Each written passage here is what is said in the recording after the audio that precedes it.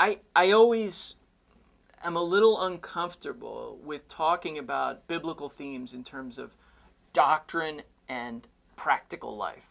Those things overlap. Yeah. But at the same time, it is true that sanctification needs to be dealt with on a more theological level. There are questions about the Reformed doctrine of justification. There are questions about the place of works. There are biblical questions. What is Romans 6 teaching? Those kinds of questions are really important. And certainly there have been faulty views of sanctification that I think fall on a number of those levels.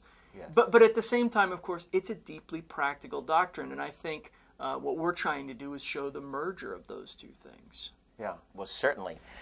Yeah, for instance, let's take just the issue of faith. You couldn't have a more practical issue. I mean, that's where the gospel begins in a human heart, and God's work in the human heart, and the birth of faith in the human heart. But how does faith relate to the ongoing Christian life? We understand justification by faith, so what about sanctification and issues of faith and issues of human effort and those sorts of things?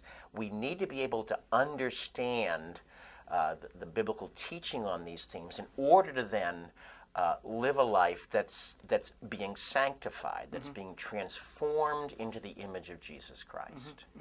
Yeah, I think about sanctification, and I think about the promise in the Old Testament of the New Covenant. And God's promise there that He will forgive our sins, that He will put His Spirit in our heart, and that He will write His law in our hearts. And all those pieces, but especially that last statement, writing His law in our hearts, that's a good capture. I'll say a Jeremiah capture of the process of sanctification and the point of sanctification and its challenges. Yeah, we would say that's about sanctification. Yeah. And I think the other thing that becomes clear when you look into this a little bit more is that the Reformed confessional tradition has great resources to teach us about sanctification. We think about Reformed theology in terms of justification, in terms of justification by faith alone. But the reality is that both Reformers and those who followed them in these confessional traditions have said a great deal about sanctification.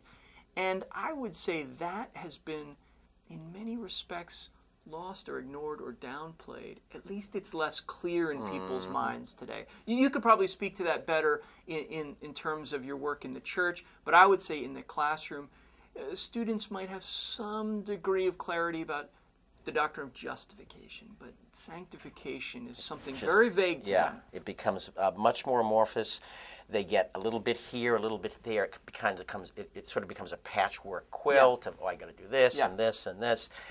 And you see Jesus Himself interacting with the religious leaders of His day and taking them to task for their hypocrisy and their Pharisaism and their legalism. So people hear that and they get kind of freaked out about sanctification. Well, I don't want to go in that direction. And so there's kind of a bias against understanding the work of God in our hearts, faith in relation to human effort. But these are things that need to be talked about, thought through.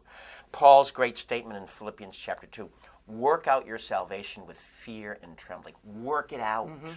That's an effort word, There's a part there that we play through the working of God in our hearts. Yeah, and then Paul more than once says, I worked harder than all of them, yet not I, but the grace of God. Yeah.